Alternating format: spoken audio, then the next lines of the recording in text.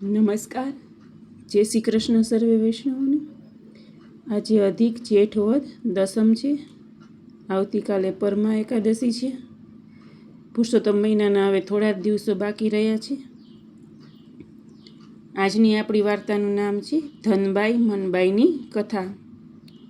ધારાનગરીમાં રાજા ભોજ રાજ કરે। તે દયાળુ, પરોપકારી, પ્રજાપ્રેમી અને બહાદુર હતા। તે પ્રજાને સુખે સુખી અને પ્રજાના દુઃખે દુઃખી થનાર હતા। તે નિત્ય રાતે અંધાર પછેડો ઓઢીને નગર ચર્ચા જોવા નીકળતા। જેને દુઃખી જોતા તેને બીજે દિવસે દરબારમાં બોલાવી તેમનું દુઃખ ટાળતા। આમ રાજા ભોજ પ્રજાવત્સલ હોવાને લીધે તેમની કીર્તિ તેમના રાજ્યમાં ચારે દિશામાં પ્રસરી હતી। પ્રજા દેવ તરીકે ગણીને તેમને પૂજતી। આ ધારાનગરીમાં બે બાઈઓ રહે। એકનું નામ ધનબાઈ અને બીજીનું નામ મનબાઈ। તેઓ બંને નજીક નજીકના ફળિયામાં રહેતા હતા। ધનબાઈ એકવાર મુશ્કેલીમાં આવી ગઈ ત્યારે રાજા ભોજે મદદ કરેલી। આથી તે ભોજ રાજાને ભગવાન કરતાં પણ વધુ આદર અને પ્રેમ આપતી। જ્યારે પણ રાજાની સવારી નગરમાંથી નીકળતી ત્યારે તે બધા કામ મૂકી તેમના દર્શને દોડી જતી। મનબાઈ પણ રાજાને ઘણા માન આદરથી જોતી। તેમના કાર્યોને તે વખાણતી। છતાં પ્રભુ તે પ્રભુ અને રાજા તે રાજા તેમ તે માનતી। રાજા પ્રભુની તોલે ન આવે તેવું તેનું માનવું હતું। ધનબાઈ અને મનબાઈ બંને ધાર્મિક વૃત્તિના હતા। સારા કાર્યોમાં બંને આગળ પડતો ભાગ લેતા। કોઈ દુખિયારી બહેનને જોતા તો તેને તેઓ સહાય કરવામાં પાછા ન પડતા। એવામાં અધિક પુરુષોત્તમ માસ આવ્યો। બંનેએ પુરુષોત્તમ ભગવાનનું વ્રત ચાલુ કર્યું।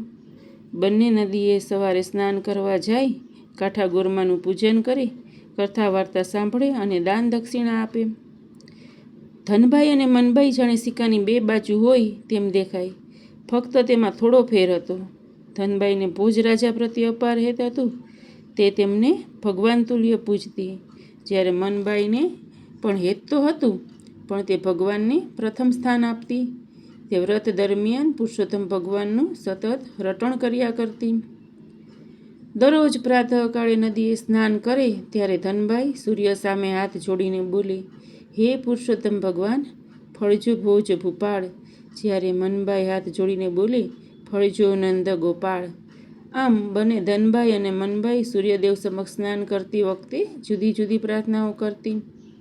ધનબાઈ માનતી કે ભગવાનને રીઝવવા તો ઘણા જપ તપ કરવા પડે, વળી પ્રભુ સાંભળે પણ ખરા અને ન પણ સાંભળે।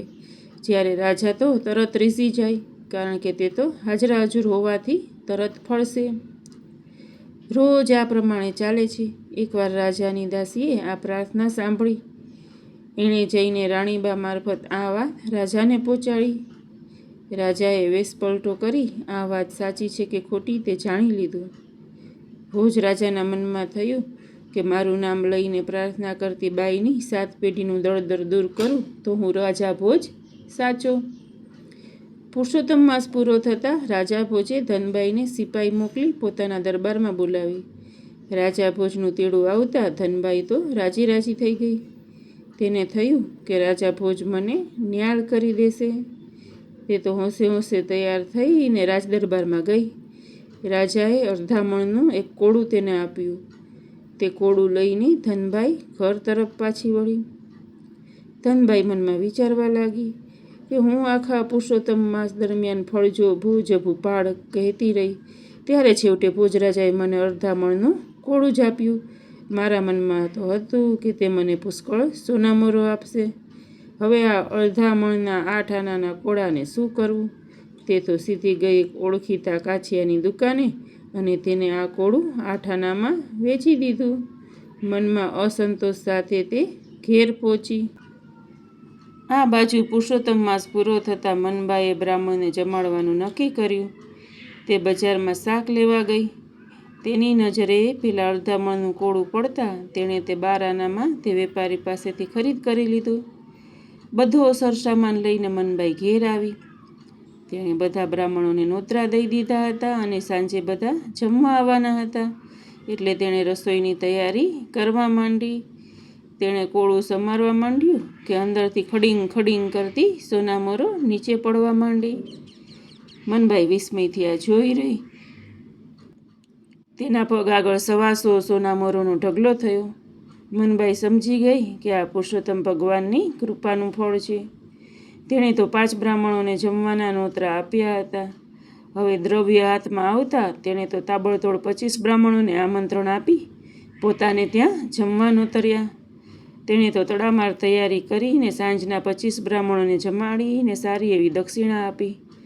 બ્રાહ્મણો તો મનભાઈની જય બોલાવતા બોલાવતા પોતપોતાને ઘેર ગયા. રાજા ભોજને પોતાના ગુપ્તચર દ્વારા જાણવા મળ્યું કે આજે તો મનભાઈની જય બોલાઈ છે. રાજાને મનમાં થયું કે આજે ધનભાઈની જય બોલવી જોઈએ, તેને બદલે મનભાઈની જય કેમ બોલાઈ છે, કેમ કે તેમણે તો ધનભાઈને 125 સોના મોરો ગઈકાલે આપી હતી. રાજાએ ધનભાઈને દરબારમાં બોલાવી અને કોડાનું શું કર્યું તે પૂછ્યું. ધનભાઈએ જણાવ્યું, મહારાજ, તમે આપેલ મોટા કોડાને મારે શું કરવું?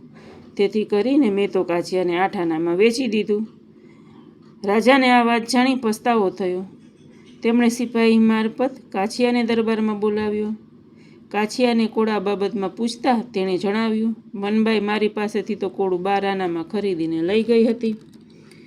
રાજાએ મનભાઈને દરબારમાં તેડાવી અને કોડા અંગે પૂછપરછ કરી. ત્યારે મનભાઈએ કહ્યું, મહારાજ, મેં પુરુષોત્તમ માસનું વ્રત કર્યું હતું. પુરુષોત્તમ માસ પૂરો થતાં મારે બ્રાહ્મણોને જમાડવાના હોવાથી મેં એ કોડું લાવીને શાક કર્યું હતું.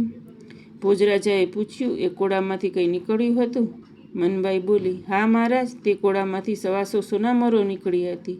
તેમાંથી મેં 25 બ્રાહ્મણોને જમાડ્યા હતા.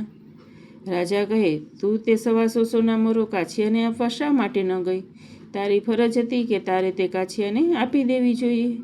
મનભાઈ બોલી, હે રાજન, તે સોના મોરો કાંઈ કાછિયાની નથી. જો તેને ખબર હોત કે આ કોડામાં 125 સોના મોરો છે તો તે મને 12 આનામાં વેચત નહીં. જો હું આ કરવા જાત તો સોના મોરો ખોટા માણસના હાથમાં જાત.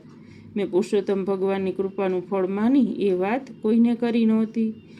રાજા ભોજના અંતરચક્ષુ ખુલી ગયા. તે મનમાં વિચારવા લાગ્યા, માણસ કોઈને ગમે તેટલું આપવા ધારે, પરંતુ ભગવાનની ઈચ્છા ન હોય તો તેને કંઈ નથી મળતું. સાચો ફળ દેનાર તો ભગવાન જ છે. હું તો ભગવાનનો પામર સેવક છું.